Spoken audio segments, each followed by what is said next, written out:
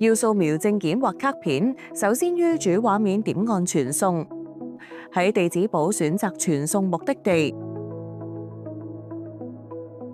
點按原稿或傳送資料格式，喺列表內開啟證件掃描。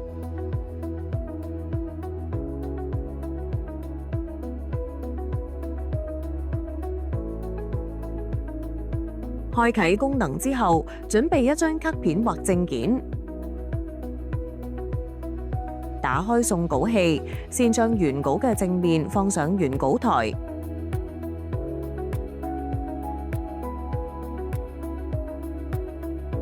注意放置原稿位置為 A4 範圍內，然後關上送稿器。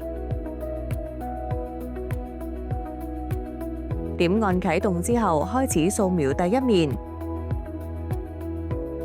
完成之後會出現翻轉卡片之提示。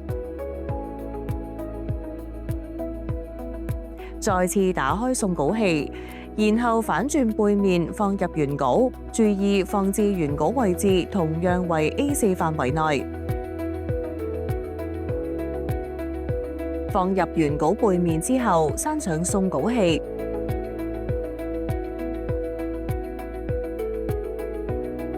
最後點按啟動掃描背面，等待傳送結果。